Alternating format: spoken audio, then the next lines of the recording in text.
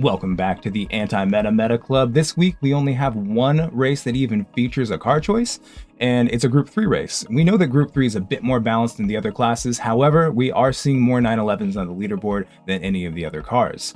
The car that I chose is a great all-arounder, however, I also chose it because my friend happened to make a livery, and it is an STR livery. I'm part of STR Esports, so I had to choose it, and I want you guys to see it.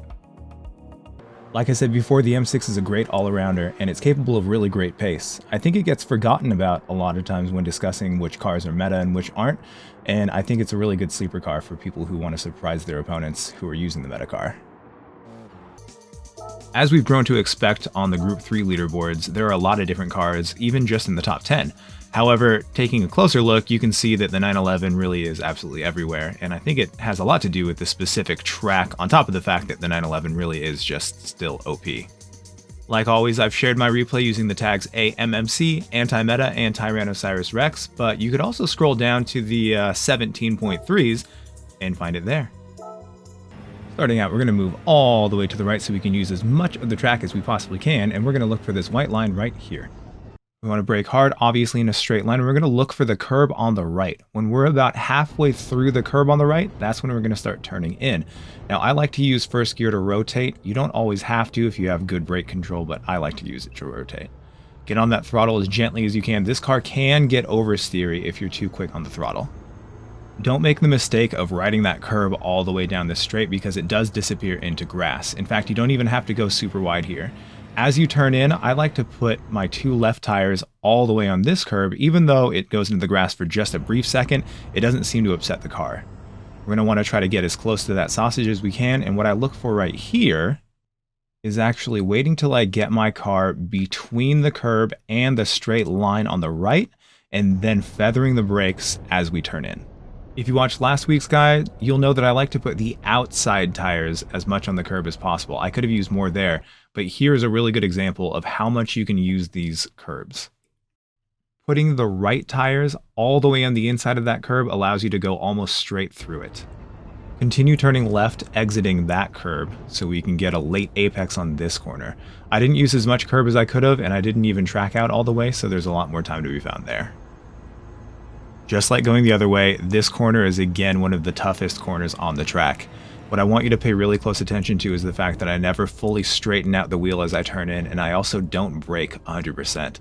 I like to bleed off speed while just trying to tighten my turn in while downshifting throughout the entire thing until I hit the apex and then get on the throttle in one solid motion. Second gear may be long enough to exit in, but you're going to lose time by having to shift.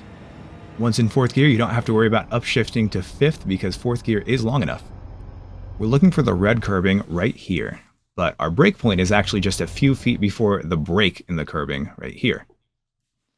We're going to brake all the way down to second gear, and as soon as we get past that break in the curbing, we're going to start trail braking in, trying to get as close to the sausage curb as we can without actually going over it. Staying on the throttle and continuing to turn, we want to go a little bit past halfway across the track before starting to turn into the next corner, shifting up and then gently getting on the throttle again. We don't want oversteer here. We do want to wait till we're sure that we can get on the throttle 100% and hold it until the next braking point. I like to brake as soon as this black marker on the side of the road disappears from view. We quickly get down to first gear, and then we're going to start trail braking in immediately, trying to hug this apex, not late apexing it. We just want to hug it, and then we're going to aim for the center of the track or a little bit to the left of center, and then immediately turn in, being careful to lift off the throttle and get back on really gently, because as we go over this curb, it's going to unsettle the car. Doing whatever you can to balance the car with the throttle. You don't want to go touch that grass at all, and if you oversteer, you've got to quickly fix that. And that's the end of our lap. Alright, here's our lap at full speed, going all the way to the right. We're going to look for the second white line that we cross right there. Halfway on that curb, we're going to turn in. I like to use first to rotate like always. Getting on that throttle, we have to be really gentle because it can oversteer at lower speeds. Making sure we're off the curb by the end of it, we can use the yellow mark on the right to turn in. Put two tires on that curb right there, next to the sausage curb, and between the curb and the white line there is when we turn in. Use as much of the curbs as possible. Right there, it looks like we're almost going straight off the track. And here, I got on the throttle a little too sharply. I actually slowed down too much too, and if you do that, you'll oversteer. Coming into the tricky downhill corner, instead of braking in a straight line, I'm going to just curve the car and slowly bleed off speed as I come through, trying to get on the throttle really solidly in 3rd gear without losing too much speed. Staying in 4th gear here, we're going to look for the red curbing, and when we see the break in the curbing, that's when we're going to brake hard to 2nd gear, turn in late apex, and we're going to try to go a little left of center. When we turn right here, we're going to upshift, get on the throttle gently, and we're going to stay on the throttle, no lifting until you brake at that black mark on the side. Turn in once you're in 1st gear, go a little left of center again, and you can cut this curb. You can also stay away from the really high point on the inside of the curb. Either way, you've got to be careful on that throttle. And there's our lap. Now, I knew that I had my work cut out for me. Got Max Power is someone that I've raced a lot, and he's very fast. And as you can see, there were a lot of Porsches, so I knew this was going to be a really good test for our anti-meta car. Now, it's always fun to race against people that you trust, and I definitely trust Got Max Power. I didn't see anyone moving behind him, and it looked like we had a good gap, so I figured if he went for a dive in the beginning, I knew that I could still trust him and I could stay on the outside, and we just didn't have to worry about that at all anyways. I thought that I got a pretty good exit, and he also tapped the wall just a little bit on exit, so I knew that I would be able to get a good gap going. I was kind of worried that the Porsche was going to absolutely kill me in these corners, but it looked like I was able to maintain a good amount of speed and even break away a little bit from the pack. Now that might just be because of cold tires, or he didn't do it quite as well as he could have. You'll definitely see him creeping up on me a lot in this race. In fact, we're going to point out a few different corners where I definitely lost out and lost a lot of time to the Porsches. But here, I was surprised to find on that really tricky downhill that I had a lot of good speed and good traction coming out. I knew the Porsche was going to be superior through this entire last sector, but I also completely missed my apex, so I was a little bit worried that by the end of the lap, he was going to be able to get good slip on me or even be next to me entirely by then. But the M6 really surprised me with how much speed it could carry through this sector. I had done a race from pole position before, but it was an AMG behind me, and I didn't really have any trouble with that. But this was the first time that I had raced with a pack of Porsches behind me, so I wasn't quite sure what to expect. I definitely knew that he was going to be able to brake later here, turn in earlier, so I was paying attention, a lot of attention, to the delta between us. And just as I suspected, he cut more than 2/10 out of me there. One thing that I hadn't considered up until now is that he was going to have dirty air and I was going to have clean air, so perhaps the Porsche's mobility wasn't going to be quite as strong because of that, and I was going to be able to put some more distance between us. I also knew that I did pretty well on the really scary downhill over here, so after seeing that the delta had grown a little bit, I felt pretty confident here. I really felt like I nailed that corner that time. I hesitated a little bit on the throttle, but not by much, and it was the first time I'd put an entire second gap between us. And I thought that when we got to the next straight, if I could maintain this, then he wouldn't be able to get the slip from me, and the power of the M6 would be able to carry me away from the Porsche. However, as we know, the Porsche is incredibly good through here, and I didn't quite nail it as well as I could have. So even though the gap was pretty big between us right now, that was definitely about to shrink. Exactly as I had thought, he was able to cut more than 3/10 out of me just in those last two corners, and so I really knew that I was going to have to really stay on point. It did, however, look like we were able to maintain pretty much the same gap from the last lap, so if I just kept doing exactly what I was doing, perhaps I'd be able to keep this exact gap going. As I went through this lap, I was paying attention to the gap between us, and it really did seem like we're going to be in the exact same pattern as before. He's pretty close before the S's, and if you look at the gap at the end of the S's, you'll notice that I had pretty much the exact same time through that sector.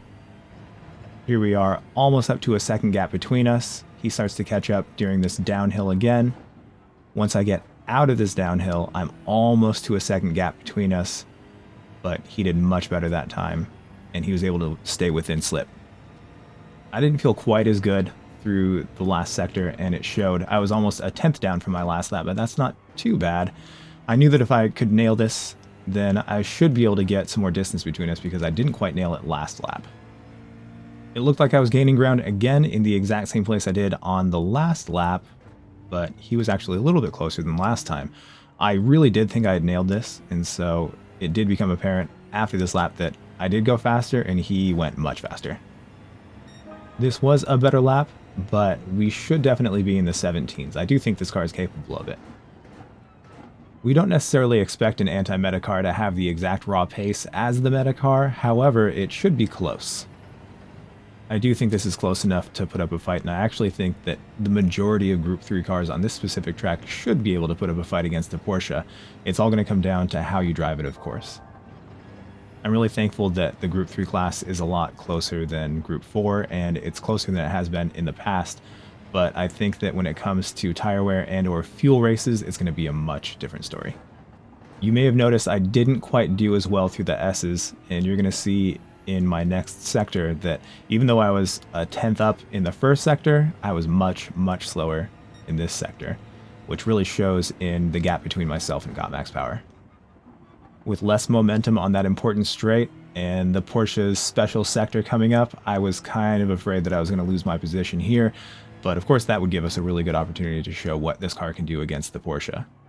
I, however, was able to keep myself just far enough in front that he wasn't able to make any pass attempts by the front straight.